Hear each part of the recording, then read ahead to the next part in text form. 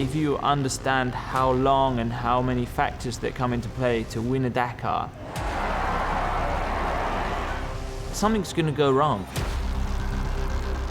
I think it was like 17 or 18 years in a row winning the Dakar.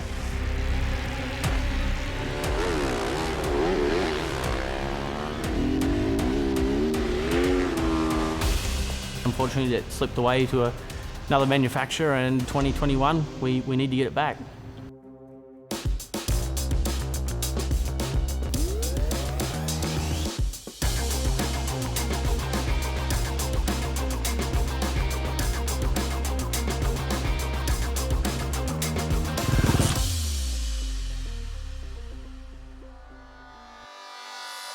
Toby Price, interview, take one. Matthias Walkner, take one.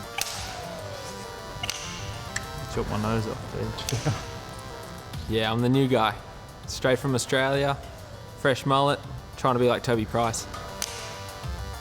Tony Rise. That's the first time I had a clapper clicker thing, so I really feel like I'm in a movie set right now.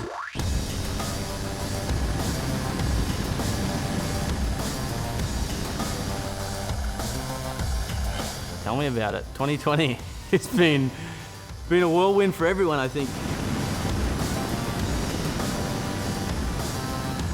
In the past 18 years, it's been KTM on the top step, and when you rocked up to the event and to the race, it was kind of like nearly everyone just had gone, KTM's won the race already, and blah, blah, blah. And to lose that one, it definitely gives that drive and that hunger back to bring it back in-house.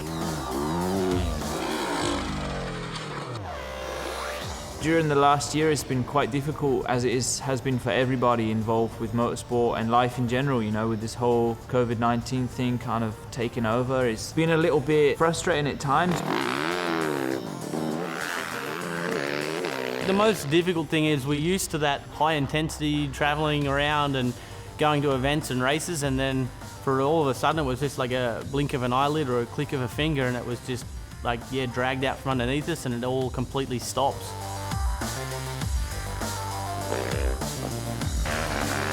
It was pretty special this year with the 7-8 months where it was not possible to ride a bike, but I feel motivated, I feel good on the bike, so I hope we are again on the highest spot.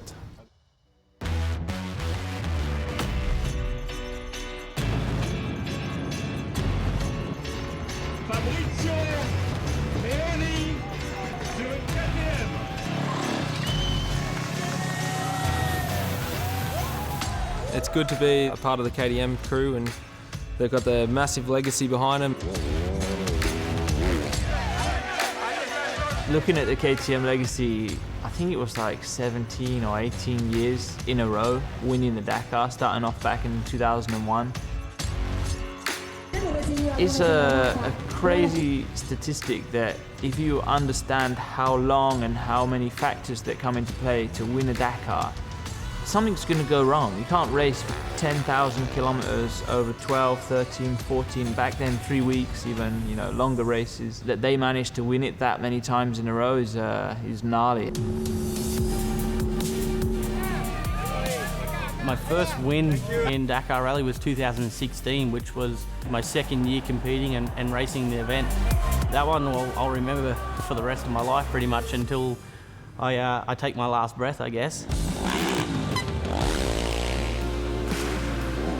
For me, to win in 17 was just huge, because in 2015 I broke my femur and missed 2016 Dakar, so I watched it on telly. Coming into that next Dakar, I was like so hungry for it. When I won, that feeling of, I don't know if it was a feeling of relief as much as it was elation. Like, I was so happy. If I could put that feeling in a bottle and have a little sip each day, I'd be a made man.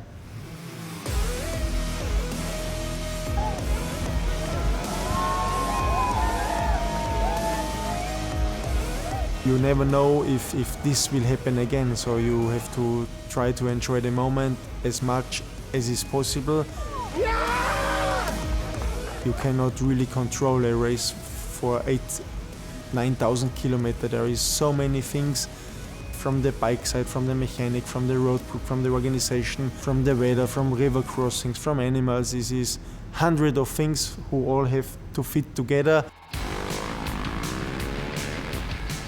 My second win was 2019, which was another quite special one for us. About 6-7 weeks out from the event, I ended up breaking my scaphoid in my wrist, and it normally takes 4, 5, maybe 6 months to get this bone healed properly. And I had a screw put in my wrist and basically did a bit of a putty job on it and a quick fix.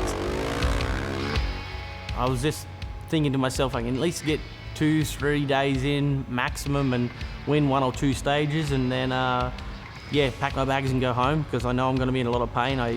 My wrist was definitely not healed, and I got to day 3 and I was like, maybe I can just do one more day. And it was just pretty much every day was, I can just do one more day, and I'm glad I did those one more days, because I ended up walking out with another Dakar title in 2019 with a broken wrist. You destroy your body for that one day of glory, and hopefully forever being a legend in the sport.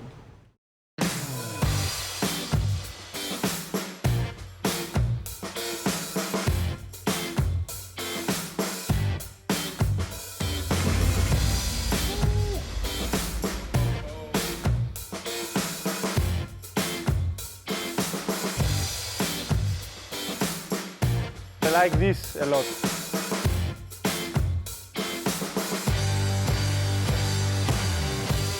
It makes you just proud to be part of so many legends, and it's super nice to see all the history and the old rally bikes, how they do with the navigation. The road book holder looks like the same. Hey, can we check the road book?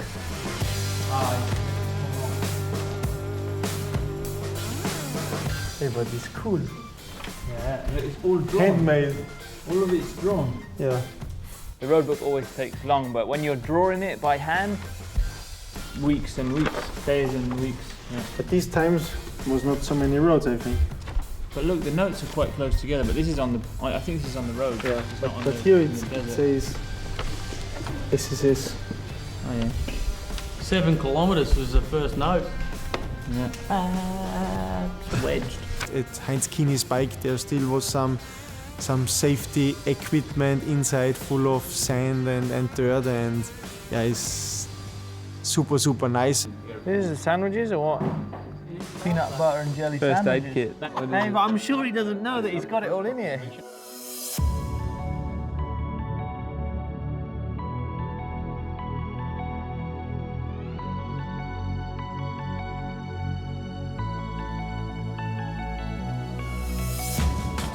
Hey, but it's really cool that we're in front, the rally boys, huh? Yeah, we're up front. That's what this episode's all about, mate, up front. This is the bike we rode across the finish line, and yeah, to have it here in the motor hall is quite cool. It's on display for everyone to see, and it's the same kit and riding gear and everything that I use for the rally, and it's cool to see the old bike to what we even have now. It's changed a lot in the last couple of years. Oh, I have to fix this a little, and now I look better. What about the goggle strap, mate? Just bring it down a bit. Come on, Sammy, I want to hear your story, mate. What's this bike mean to you? This was 2017. I spent a nice time on this bike. It brings back some cool memories for sure. What's the deal on the side here, mate? You got a few little skid marks on the tank. Oh, look, mate, you can't ride 10,000 kilometres with a few little incidents, can you? Right. Did you party hard? Yeah, I did.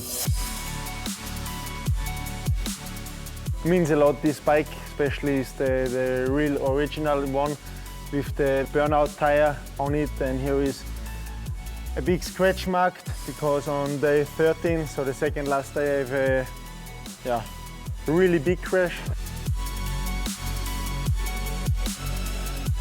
It's cool to see my teammates' bikes here, and it gives me some motivation to try and get one of my bikes up there in the near future.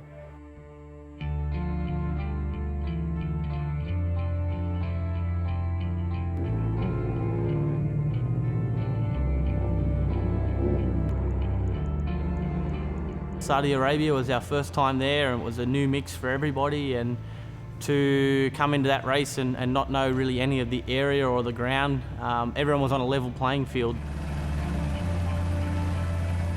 My biggest issue I kind of had was we had a bit of a malfunction with a moose which rolled the tyre off, and I think that kind of cost me anywhere from 20 to 22 minutes.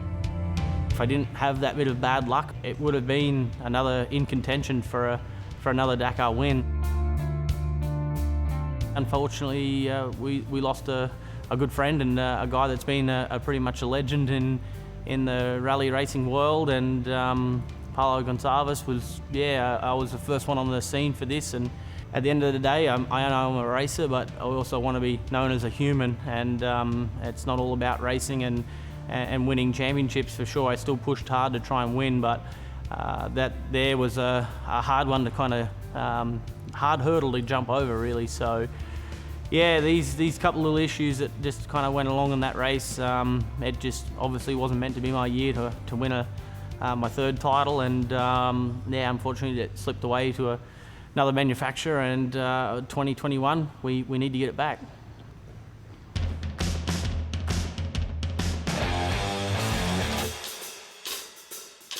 Yeah, that's sick, eh?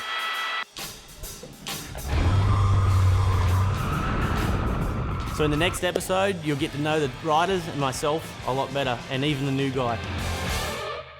Oh,